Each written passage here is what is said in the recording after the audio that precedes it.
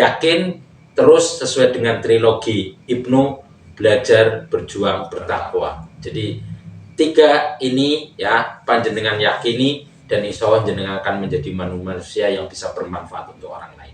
Demikian pesan saya terhadap teman-teman Ibnu yang sedang berproses.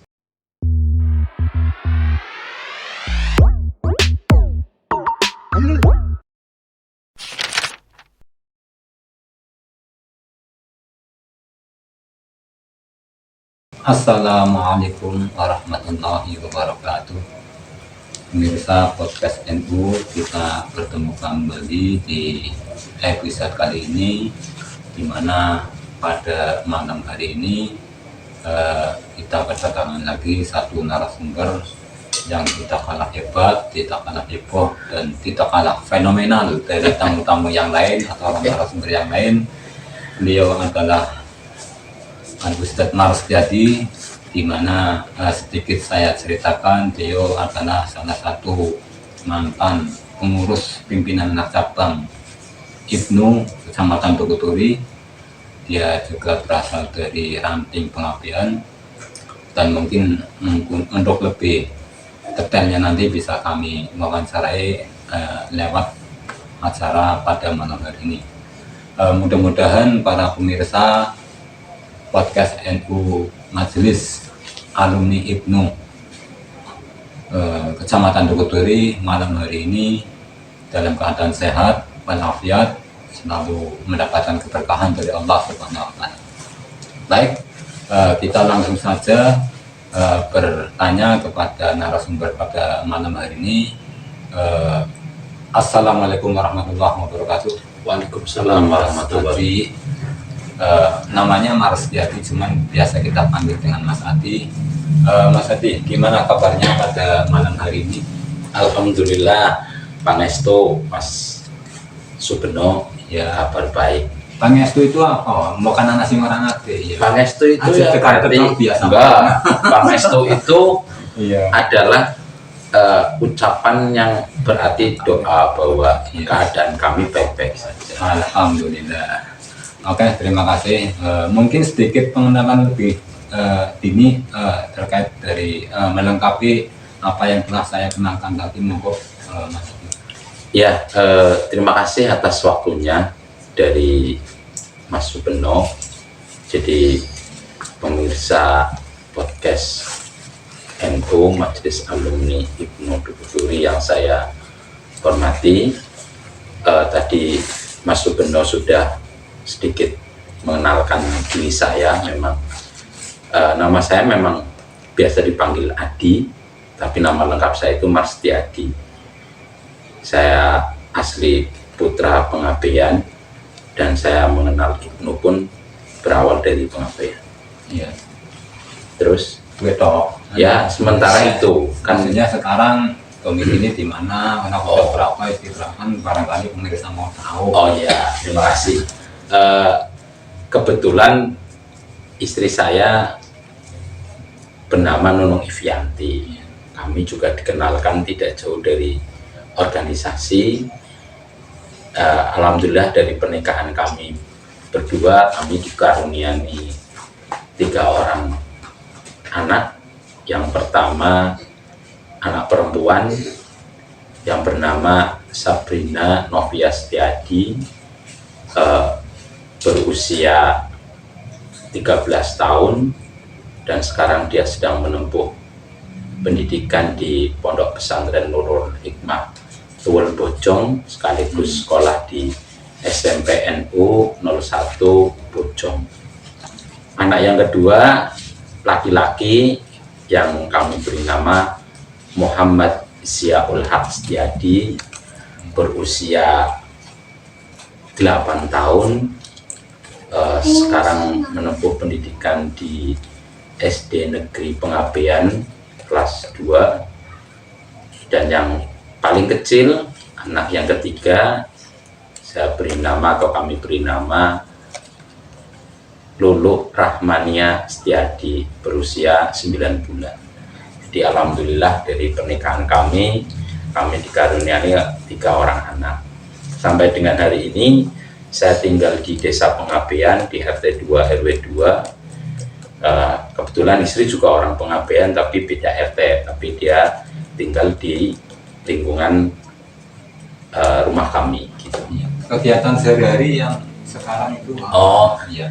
Untuk kegiatan sehari-hari saya sendiri, saya semenjak dulu awal saya berprofesi sebagai guru agama di SD. Saya dulu mengabdi pernah di SD di Kecamatan Kramat, setelah itu pernah di Kota Tegal, tapi semenjak tahun 2017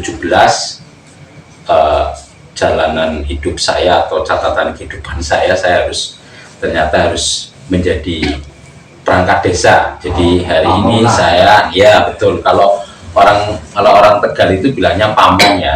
Jadi kalau bahasa resminya kan perangkat desa. Jadi saya perangkat desa Pengabean semenjak tahun 2017 sampai dengan sekarang. Baik, untuk pertanyaan pertama terkait dengan masalah keimanan, mungkin bisa diceritakan Mas Hadi terkait pertama kali dengan ikut kegiatan IPNU mulai dari ranting sampai jenjang tertinggi jabatan di struktur IPNU ranting itu, atau sampai mungkin cabang atau anak cabang kita, mungkin pemirsa pengen tahu itu. Ya. Terima kasih Mas Subeno. Jadi pemirsa podcast NU yang budiman, Mas Subeno ini sebetulnya senior saya waktu di IPNU, tapi karena beliau mewawancarai saya, ya saya harus menceritakan sedikit. Jadi detailnya begini, memang semenjak kecil saya asli orang Tegal, bapak ibu saya orang Pengabean, tetapi semenjak kecil saya memang tidak hidup di Tegal karena semenjak usia 5 tahun, karena memang itu menjadi salah satu keinginan orang tua untuk memberikan pendidikan yang baik, akhirnya saya ditaruh di pesantren. Dari semenjak SD, SMP, SMA saya hidup di pesantren. Setelah itu sekitar awal tahun 2000 saya pulang ke rumah setelah sekian puluh tahun merantau dalam rangka mencari ilmu, pulang ke Tegal di awal tahun 2000. Nah, mulai dari saat itu di awal-awal tahun 2000 itu saya mengikuti kegiatan IPNU di Ranting. Berawal dari kegiatan kemah bakti yang diadakan oleh IPNU IPPNU Ranting Pengabean, yang merangkum di setiap musola atau masjid di lingkungan masing-masing yang ada di Pengabean itu mengadakan kemah bakti. Itulah awal saya mengikuti kegiatan IPNU, karena mungkin teman-teman IPNU yang di Pengabean melihat saya anak pesantren yang baru pulang diberikan satu wadah, yaitu di organisasi ini. Perlu pemirsa ketahui bahwa ketika kalau kita lihat sejarah IPNU itu kan berarti di tahun 2000 itu masih berakronim Ikatan Putra. Iya, belum. Berarti awalnya Ikatan Pelajar, kembali berubah menjadi Ikatan Putra, dan kembali ke Ikatan Pelajar lagi. Jadi awal kami ikut itu masih menggunakan Ikatan Putra, karena perubahan itu di tahun 2003. Itu sejarah yang saya tahu seperti itu. Jadi awal saya mengikuti kegiatan IPNU di Ranting Pengabean diawali dari kegiatan kemah bakti yang diadakan di Ranting Pengabean. Itu sekitar awal tahun 2000. Ya, dengan jadi ketua RAM itu berarti kontrak. Setelah di tahun 2000, 1 tahun keaktifan saya di IPNU, akhirnya teman-teman Ranting di tahun 2001 saya diberi amanat untuk memimpin IPNU di Ranting Pengabean. Masa khidmat saya tahun 2001 sampai dengan 2003, karena sesuai dengan yang kita ketahui bahwa di IPNU itu kan masa baktinya 2 tahun, maka di tahun 2001 sampai 2003 saya diminta sama teman-teman untuk dipercaya sebagai ketua IPNU di Ranting Pengabean. Begitu Mas. Anak cabang. Nah, selanjutnya setelah selesai di Ranting tahun 2004, waktu itu ada konferensi anak cabang di Ranting Kademangaran atau di Desa Kademangaran. Saat itu terpilih Mas Edi Zamroni dari Ranting Bandasari. Pada saat itu memang yang mengikuti konferensi itu atau yang dikandidatkan atau dicalonkan oleh teman-teman Ranting kebetulan saya dan Mas Edi Zamroni. Tapi kami berdua punya komitmen waktu itu, siapapun yang jadi ketua maka tidak boleh salah satu itu tidak ikut membantu selama proses kepengurusan yang akan datang. Maka komitmen yang saya bangun dengan Mas Edi Zamroni, siapapun yang terpilih waktu itu, yang tidak terpilih harus ikut dan siap membantu untuk kepengurusan anak cabang Ibnu Dukuturi pada saat itu. Akhirnya teman-teman Ranting waktu itu lebih mempercayakan kepada Mas Edi Zamroni sebagai ketua anak cabang Ibnu Dukuturi, dan saat itu Mas Edi Zamroni meminta saya untuk membantu beliau di wakil ketua. Jadi waktu itu ketua Ibnunya adalah Mas Edi Zamroni dan saya sendiri adalah wakil ketuanya. Itu diperiodisasi tahun 2004 sampai dengan 2006. Nah, saat itu setelah selesai di tengah-tengah perjalanan kami di anak cabang tahun 2005 ada konferensi cabang yang waktu itu bertempat di Kecamatan Warurejo.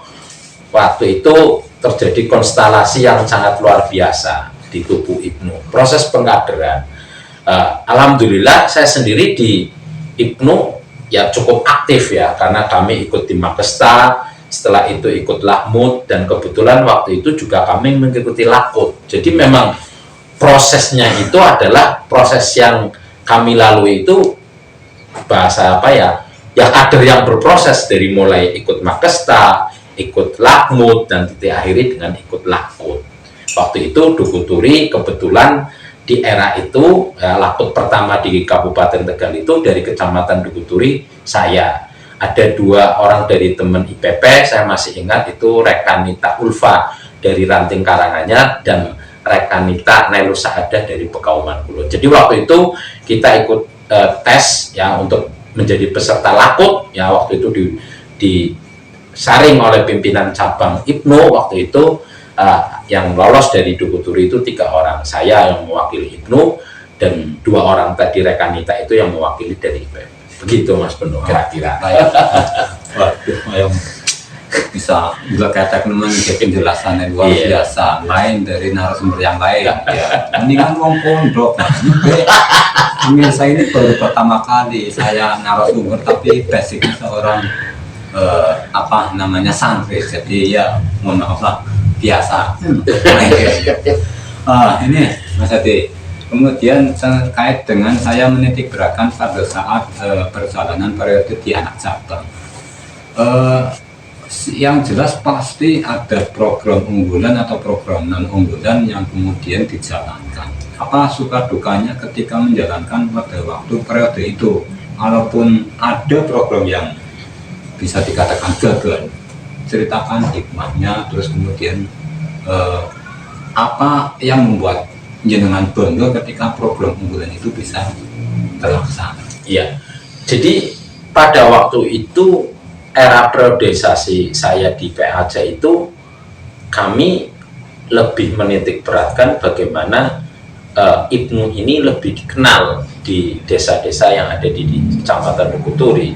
Jadi waktu itu saya dan teman-teman di PAJ maupun di PPNU itu bagaimana ranting-ranting itu ada, karena dari 18 ranting yang ada di Kecamatan Dukuturi itu, kalau saya tidak salah ingat itu baru sekitar 10-11 ranting yang ada waktu itu. Nah, kami berupaya supaya di beberapa ranting ini muncul. Akhirnya waktu era periodisasi saya itu kami berhasil beberapa ranting yang dulu tidak ada, akhirnya ada. Saya masih ingat itu ranting kupu. Ranting kupu itu kami dan teman-teman PAJ waktu itu bersilaturahmi ke sana, dan akhirnya di sana terbentuk pimpinan ranting Ibnu Ranting Kupu. Itu saya masih ingat. Jadi itu seperti itu. Yang kedua, pada saat itu juga kami melakukan satu program yang saya pikir saya melihat belum terjadi kembali. Ya, waktu itu kami mengadakan porseni, tempatnya di Debong Wetan, Ranting Debong Wetan. Saat itu kita bisa mengadakan event yang luar biasa besar, Mas Beno. Kita waktu itu sampai bekerja sama dengan PT Tempo. Ini jangan salah arti berarti koran Tempo, tapi itu PT Tempo itu kan yang produknya banyak lah. Itu kita kerjasama dengan PT Tempo, kita mengadakan acara event jalan sehat yang berhadiah lumayan besar ya, karena kami waktu itu kan anak-anak muda yang dikumpulkan di IPNU terus mengadakan event seperti itu, porseni di Depong Wetan bisa berjalan dengan lancar dan alhamdulillah ya terlaksana dengan baik ya. Kita event itu besar lah waktu itu, saya masih ingat di era 2004 apa 2005 saya nggak lupa itu. Dan waktu itu pun kalau tadi pertanyaan panjenengan terkait dengan program yang gagal, ya pasti ada gitu, karena target kami waktu itu ingin mendirikan ranting-ranting IPNU yang belum ada, nyatanya tidak semuanya terrealisasi. Tetapi buat kami itu bukan sebuah kegagalan menurut kami, tetapi memang keberhasilan yang tertunda gitu loh. Itu bahasanya kan seperti itu. Jadi itu yang terjadi seperti itu, Mas Beno. Jadi kami sih tidak pernah merasa, dan kami selama ikut di IPNU ya baik-baik saja, pengertiannya ya kita enjoy, kita menjalani proses lah ya. Jadi proses itu kita nikmati. Ini yang perbedaan yang paling mendasar, karena ya dengan segala keterbatasan yang waktu itu ya, saya juga sering menyampaikan ya di beberapa momen IPNU bahwa saya sering menggunakan kalimat setiap orang ada zamannya dan setiap zaman ada orangnya. Jadi saya tidak akan pernah membandingkan IPNU di era saya dengan IPNU yang di era sekarang, karena memang kondisinya sudah berbeda, Mas Beno. Panjenengan tahu sendiri, alat komunikasi dulu apa sih, kita hanya menggunakan perasaan, yuk kita datang ke sana. Kalau hari ini kan enggak, semuanya sudah terakomodir, bahasanya sudah ada ya, komunikasi lewat HP, ya komunikasi lewat WA, chat dan lain sebagainya, kan lebih mudah. Jadi memang eranya itu memang zamannya sudah berbeda. Jadi seperti itu, Mas Beno, kurang lebih lah. Iya, menarik sekali ya untuk disimak tapi disampaikan bahwa ya dengan mulai awal ikut, mulai dari ramping sampai kemudian anak cabang. Pada zaman-zaman itu, walaupun mungkin nanti nyampe zaman sekarang juga, pasti pernah mendengar dikotomi bahwa di IPNU itu hanya sebagai ajang pencarian jodoh. Ya, terbukti yang di depan saya juga istrinya orang IPP. Bagaimana mengomentari hal itu? Iya, kalau hal seperti itu sih menurut saya enggak penting sih ya, Mas Beno. Maksudnya begini loh, kita kalau bicara tentang sesuatu yang sudah merupakan garis kehidupan manusia, kalau IPNU itu hanya wasilahnya saja sih, hanya tempatnya saja. Toh nggak di IPNU pun saya akan mendapatkan jodoh istri saya yang sekarang. Itu kan analoginya kan seperti itu. Saya lebih bangga ketika saya ditanya orang lain, kenal nang bojone nang di melu IPNU nang, daripada ketika saya ditanya kenal bojone nang di nang gedung bioskop Nyuwun Sewu atau di tempat-tempat yang kurang baik misalkan. Apa kebanggaan saya dengan untuk yang akan saya ceritakan ke anak cucu saya ketika ditanya, Pak, dulu kenal ibu di mana? Saya akan jawab, iya kenalnya di gedung bioskop. Apa kebanggaan saya sebagai orang tua? Tapi ketika saya ditanya, Pak kenal di mana dengan ibu? Saya akan bangga mengatakan dulu waktu IPNU-nan bareng. Loh, apa salahnya? Justru yang salah ketika saya senang dengan IPNU. Tapi kalau saya senangnya dengan IPP, ya wajar dong. Saya IPNU senangnya dengan IPP. Kalau yang dengan IPNU malah yang nggak wajar gitu. Seperti itu. Ya, bisa dikatakan sebagai rujukan untuk generasi yang sekarang. Oh iya. Kali ya, ada pandangan seperti ini. Sebenarnya kan mereka butuh pencerahan dan butuh gampangnya pegangan. Artinya nggak ada yang salah dengan hal nggak ada. Iya. Yang salah itu biasanya orang yang ketika ingin mendapatkan sesuatu itu dia nggak nyampe. Misalkan gini, dia ikut, kan tergantung niatnya.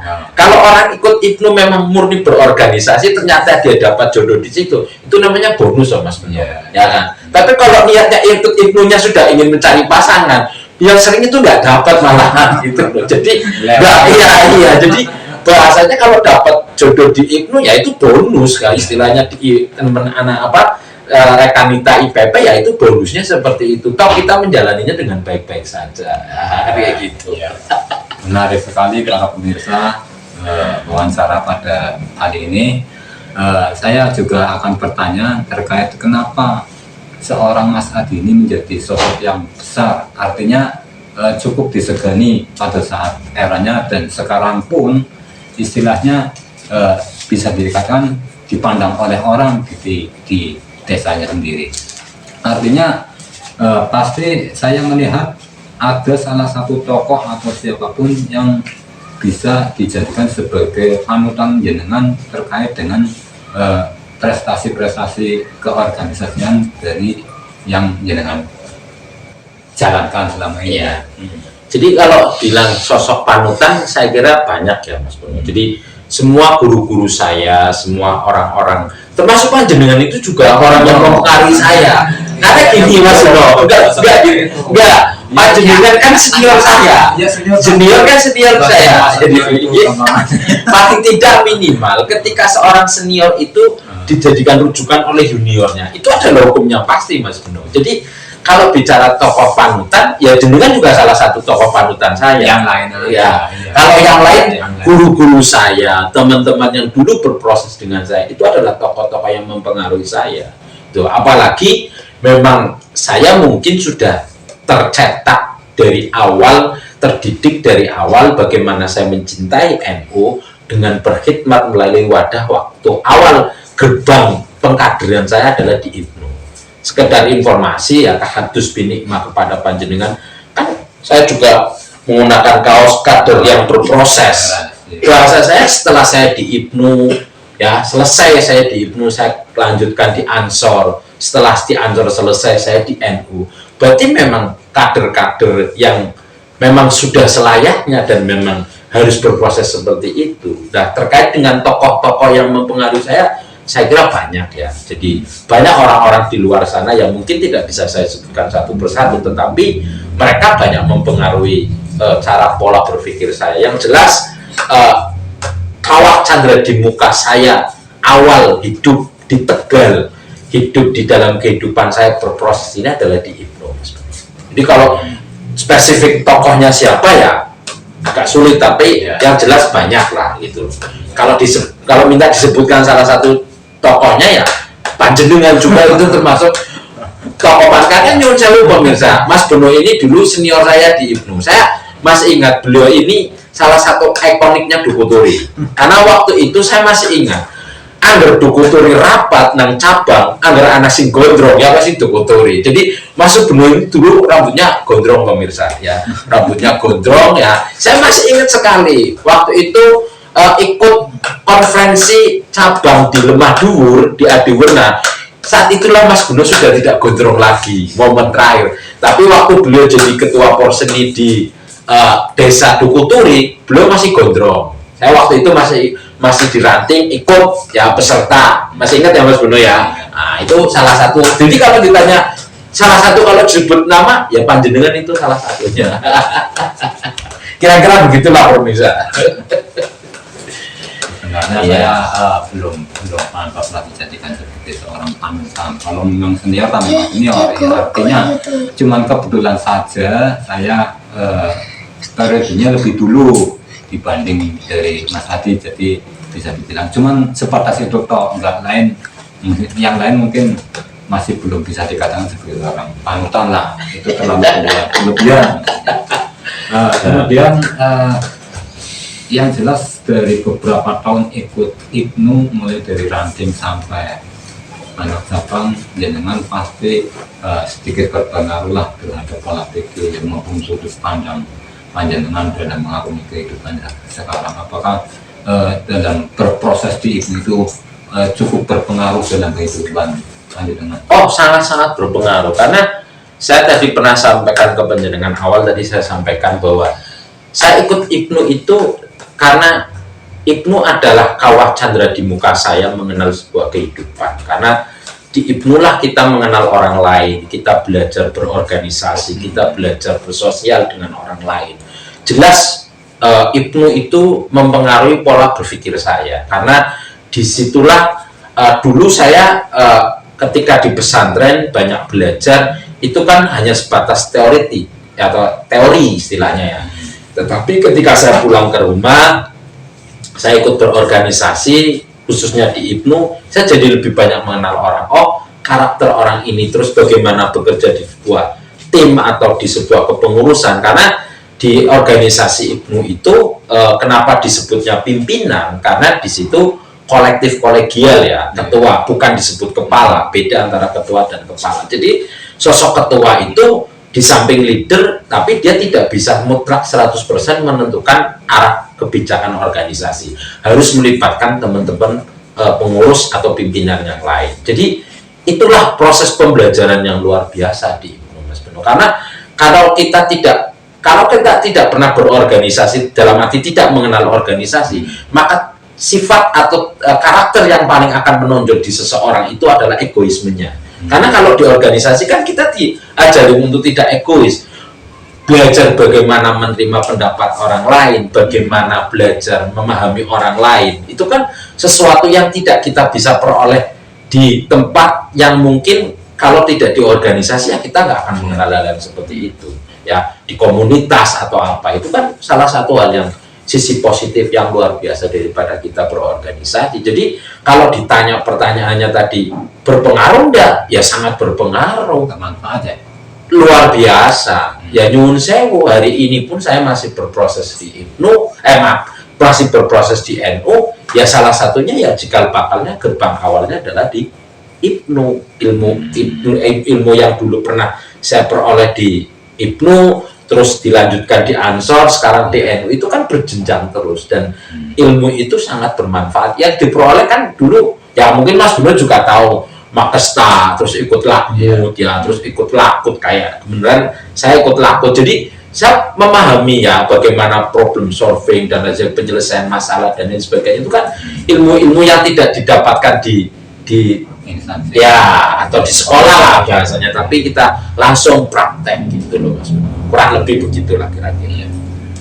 Itulah mengapa wawancara ini kita adakan, paling enggak kita bisa berbagi ilmu, berbagi pengalaman, paling enggak dari alumnus itu memang merasakan sendiri bagaimana manfaat berproses di dalam IPNU, Ansor dan berlanjutannya. Artinya itu pun berpengaruh pada kehidupan dan pola pikir di luar keorganisasian. Artinya kehidupan pribadi pun kadang-kadang sangat terasa manfaatnya karena bekal dari pembelajaran di IPNU. Terima kasih Mas Adi. Kemudian yang terakhir ini, harapan dari panjenengan terkait dengan adanya majelis IPNU ini yang baru-baru ini terbentuk ya. Artinya ini kan sudah resmi dibentuk beberapa waktu lalu, kemudian kebetulan di wilayah Tukuturi diadakan acara seperti ini. Mungkin jenengan bisa sedikit memberikan komentar atau mungkin pesan atau mungkin keinginan terkait dengan adanya pengembangan dari rekan-rekan alumni IPNU di Tukuturi terkait dengan program yang sekarang ada di NU Podcast. Ya, kalau bicara tentang IPNU yang sekarang, saya tadi pernah menyampaikan statement awal ke panjenengan bahwa setiap orang ada zamannya dan setiap zaman ada orangnya. Ini kenapa saya perlu tekankan berulang-ulang kali supaya kita tidak bisa membandingkan era kita, Mas Beno, dengan era IPNU yang sekarang, karena memang berbeda keadaannya, berbeda suasananya dan lain sebagainya. Jadi kalau bicara tentang majelis alumni IPNU ya yang ada di Tukuturi, ini kan sebagai ajang silaturahmi, dan diharapkan majelis alumni ini menjadi sebuah support system terhadap IPNU yang sekarang sedang berproses. Bahwa ternyata kalau kita mau mengulik dan mau mencari informasi di luar sana, ternyata teman-teman yang dulu berproses di IPNU banyak sekali yang sekarang sudah bisa berhasil dalam kehidupannya. Ini kan bisa menjadi sebuah contoh yang baik kepada teman-teman IPNU yang sekarang berproses. Ya, jadi alumni atau majelis alumni ini nantinya bisa memberikan motivasi, bisa memberikan arahan, bisa memberikan masukan-masukan atau memberikan tadi yang saya sampaikan support system terhadap Ibnu yang sekarang, supaya Ibnu yang sekarang ini bisa berkembang jauh lebih baik. Karena nyuwun sewu, media sosial hari ini adalah sebagai gerbang yang sangat luar biasa, mempengaruhi pola kehidupan manusia. Makanya hari ini apalagi teman-teman Majelis Alumni Ibnu di Duku Turi mengadakan acara seperti ini, podcast, berarti kan bermedia sosial, ya kan, yang bagaimanapun juga maksudnya supaya teman-teman Ibnu yang berproses hari ini jangan pernah takut, jangan pernah minder, jangan pernah merasa berkecil hati, tapi justru kalian harus bisa berbangga diri bahwa Ibnu adalah kawah candra di muka panjenengan semua yang hari ini berproses.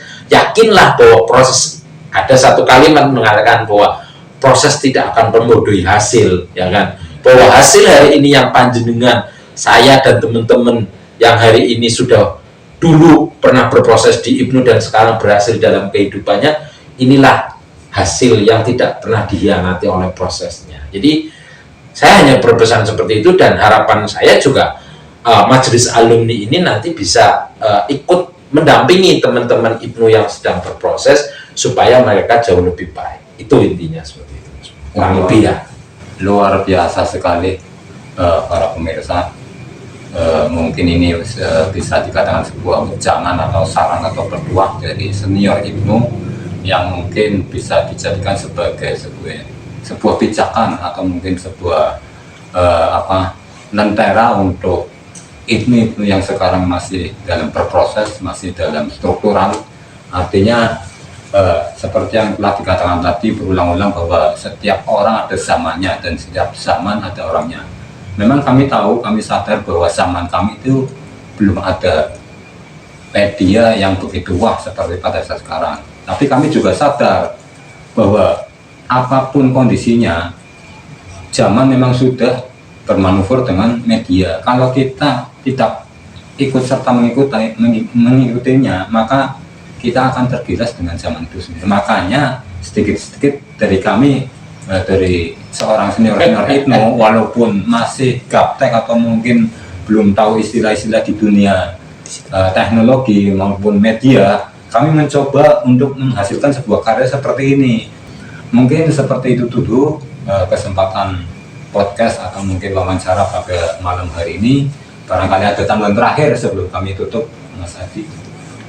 Buat teman-teman Ibnu yang hari ini masih berproses, yakinlah apa yang jenengan hari ini lakukan, teman-teman Ibnu khususnya yang ada di Kecamatan Duku Turi, yakinlah bahwa ini adalah proses, dan yakinlah bahwa hasil proses itu tidak akan pernah mengkhianati hasil. Jadi yakin terus sesuai dengan trilogi Ibnu, belajar, berjuang, bertakwa. Jadi 3 ini ya panjenengan yakini, dan insya Allah jenengan akan menjadi manusia yang bisa bermanfaat untuk orang lain. Demikian pesan saya terhadap teman-teman Ibnu yang sedang berproses. Terima kasih sekali lagi pada narasumber kami pada episode kali ini. Memang bisa dikatakan spesial sekali, artinya kami bisa berbincang dengan baik. Mudah-mudahan mulai dari awal sampai akhir para pemirsa, khususnya untuk para Ibnu dan IPP yang sekarang masih berproses, yang masih menjabat di struktural, bisa dijadikan sebuah pembelajaran. Dari saya cukup sekian. Wallahul muwaffiq ila aqwamit thoriq. Wassalamualaikum warahmatullahi wabarakatuh.